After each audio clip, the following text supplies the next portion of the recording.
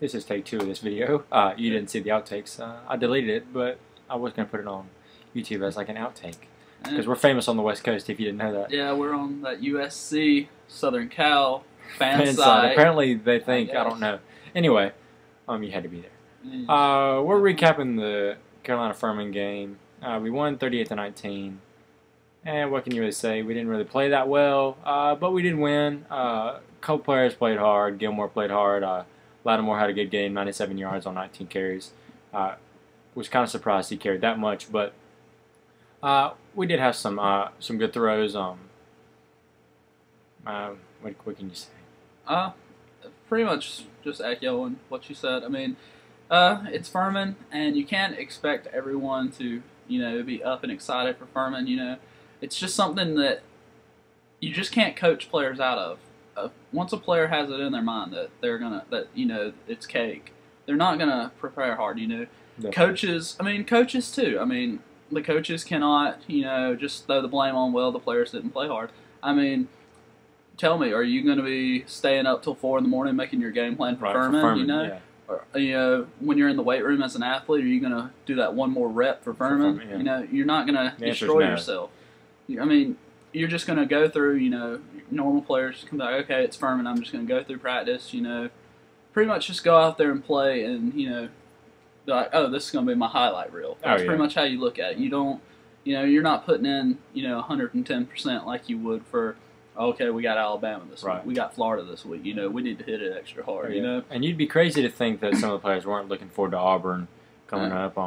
First road game, and you got Alabama, who will probably #1, coming to Columbia the week after. So, we kind of warned against it. It was a trap game, and really, the game was never really in jeopardy. I never thought that the Gamecocks were going to lose, but at one point in the game, it was 11 or 12 points. And Furman had the ball, but Gilmore had an 80-yard interception return for a touchdown that kind of blew it open. But all in all, it was an all right performance.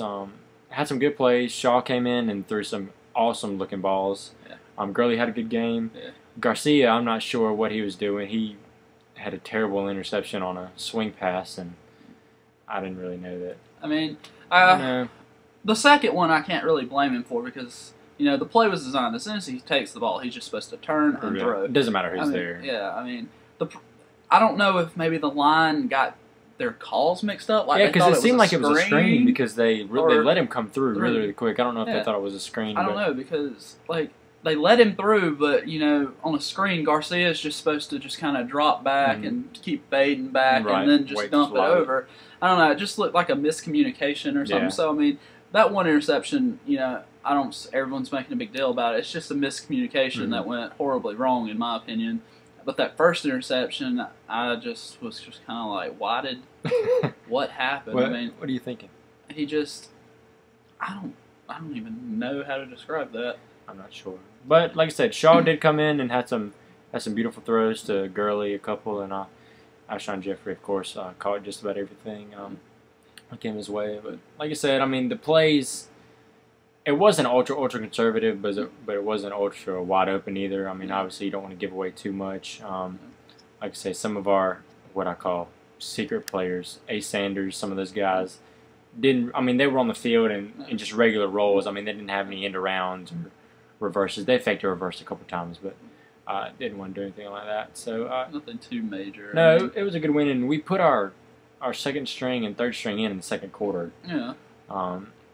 So Furman made a little bit of a run there, and then our starters obviously went back in. But what can you say? You'd like to blow them out, kind of like Oregon blows out Oakland State 69-0, and maybe we'll get there one day, but. Like I say, it's hard to get these players up for Furman. No offense to Furman, they had some good players, and I think they're going to be a pretty good team in the SoCon this year. But like I say, it's just hard to get those guys up for Furman, knowing what's ahead. But a win's a win, 38-19. Did we cover? I don't even know. What was the spread? I didn't even look at the spread. But I know we covered against Southern Miss, which was the first time in a long time. I don't know if we covered or not. It didn't really matter because I didn't put any money down on it. But I'm sure somebody out there did. So let us know if you made money or if you lost money off the spread. But, I was kind of disappointed that Kenny Miles didn't get more touches.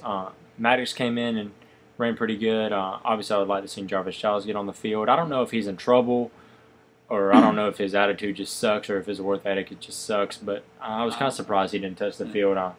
He's pretty talented, but I don't coach him, so I don't know what he's like. 4-star recruit, coming out of high school, everyone was excited about Jarvis Giles. But, like, I was on the Gamecock Central message boards, and they were talking about Jarvis Giles on there, and, some people say that he is having work ethic problems or something. I don't know. But then you also have people that are criticizing our coach, Steve Spurrier, saying he doesn't know what he's doing. If you've seen Jarvis Giles' highlight reels, he should be in the game.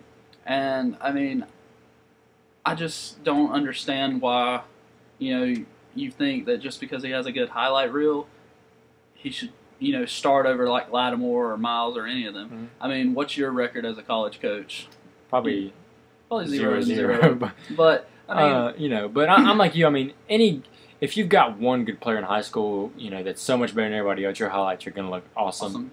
Yeah. But it's a whole different game when you get in college. You've got to work harder. You've got to have a better attitude, and if you don't, you just get pushed down on the depth chart, like you say. So maybe if his attitude, if that what the problem is, maybe if his attitude changes, he will see the field. And I hope it does, because I told you last year I thought he could be a really good player. I thought he could too. I think we can use him somewhere, whether it be special teams or even carrying the ball. I think if we maybe had a little bit better of a line to open up some holes, he might could bust through. But again, he's got to want to be on the field. I don't think Spurrier's the type of coach that would just not play somebody just because they weren't good. I mean, he's obviously, good. I don't think Spurrier's just going to do that out of spite. There's got to be something going on there.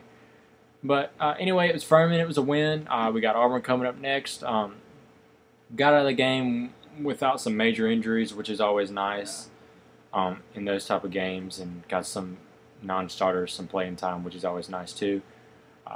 So that was the recap of the Furman game. 38-19 was the final. Like I say, we'd like to see a little bit better performance from Garcia, but Shaw came in and did pretty good. So all in all, it was a win's a win. Doesn't matter what the score is, and it doesn't matter who you're playing. So a win is a win. Win's a win. I mean, I think Garcia played fairly well at times, but he wasn't consistent. And sometimes, I mean, he's a junior this year, and sometimes I just look at him and I'm like, what are you doing? Like, what were you even thinking? But I guess that's what you get with guys like that. It's kind of an all or nothing thing. I mean, he'll make some spectacular plays, like he did against Southern Miss, and run that in for a touchdown, and then he'll throw a bonehead interception. So anyway, my phone is ringing with the alien sound. I don't know if you can hear it in the background. So we'll end this video. I think we probably have an Auburn video coming up for you, and we're also going to do a special Kenny McKinley tribute video, because I'm sure you've all heard about that news. So until next time. Who's your bunny ears? Oh, Chuckles.